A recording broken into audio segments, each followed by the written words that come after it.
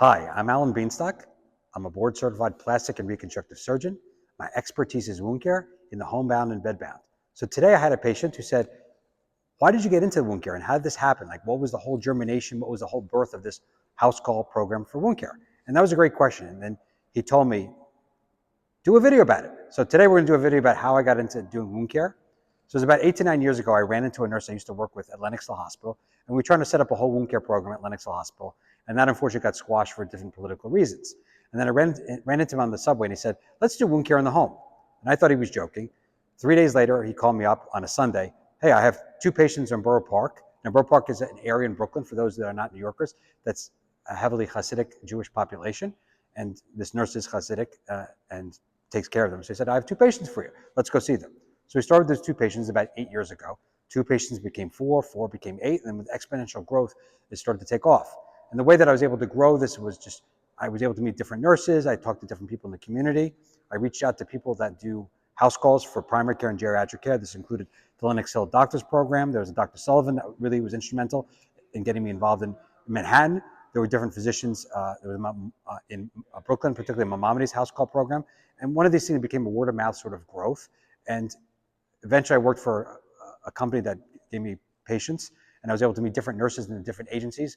There's a company called Visiting Nurse Services, or VNS, as well as Revival. They heard about me. I kept all the nurses' names. I told them I do wound care for the homebound and bedbound.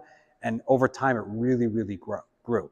Now, at this time, I was also doing cosmetic surgery. I'm a plastic and reconstructive surgeon. I was still operating.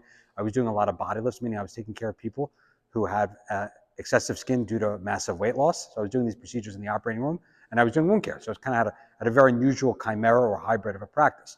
Well, then COVID happened. And what did most of the physicians do who were doing house calls for COVID? They didn't go to people's homes. They did telehealth. Wound care, telehealth is very ineffective. You have to see the wounds three-dimensionally. So I was one that was going to people's homes during the whole COVID crisis in 2020, March 2020, April 2020, and really things took off. A lot of the wound care centers in Queens and Brooklyn throughout the whole area kind of either crashed or did stop seeing patients. So people found out that I was actually going to people's homes. I was obviously wearing protective equipment such as gloves, masks, and different gowns. Everyone was always making fun of me because even when I was outside, I was wearing a mask. When we did it, we spent 4 weeks in Rockaway Beach. I was still wearing masks outside. So I was really a germaphobe and paranoid about getting COVID. And my friend Ezra, who's actually filming me, always makes fun of me about washing hands and being a germaphobe. But that's okay. It really suited me well during COVID. I never got COVID during this period in terms of taking care of patients. I did get COVID on a plane, but that's another story in itself. So as a result of the COVID pandemic and epidemic, I became much busier, and I had to make a determination. I was paying a fortune for my office, and I was not really doing any cosmetic surgery because you couldn't do any elective procedures. So I said, you know what, I have to go full-time doing house calls, and that's what happened. So I was seeing over 100 to 120 patients. I was doing this full-time. I was covering Queens, Brooklyn, Manhattan, parts of Long Island, and it really took off. I was doing it 4 days a week. I was getting up at 4:30 in the morning, doing all this paperwork. I was trying to get mattresses for patients, getting them skin substitutes or other products, getting them devices such as the Cork or VAC for negative pressure therapy, and it was very intensive. I was working easily 60 to 80 hours a week, even though I wasn't doing call, but there was a lot of paperwork, a lot of phone calls and follow-up, and it was very rewarding because I was really able to make a difference in people's lives.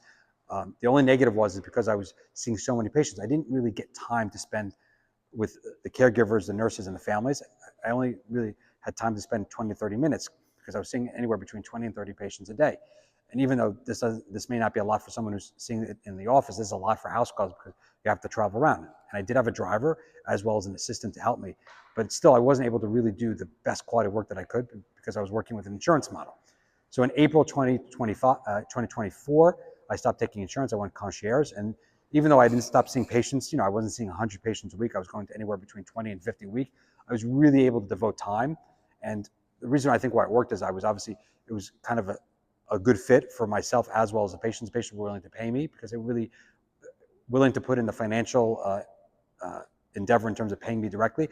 If they were going to pay me, they're obviously going to want to fulfill my kind of treatment plan and my protocols. I gave them a whole outline that was typed up, as well as verbal. I showed them videos, how to turn patients, how to do the wound care. I was trying to get all the private nurses, the agency nurses, as well as the caregivers involved. I really tried to make it like I was a football coach, really managing the defense, the offense, and the special teams. And that really has been even more rewarding for me because I'm really able to do high quality care at this point. And that's where we are today. I think doing that really made me a better physician in terms of doing house calls. It actually gave me the time as well as the perspective to do the YouTube channel for educational purposes for families. And that's where we are today in November 2025.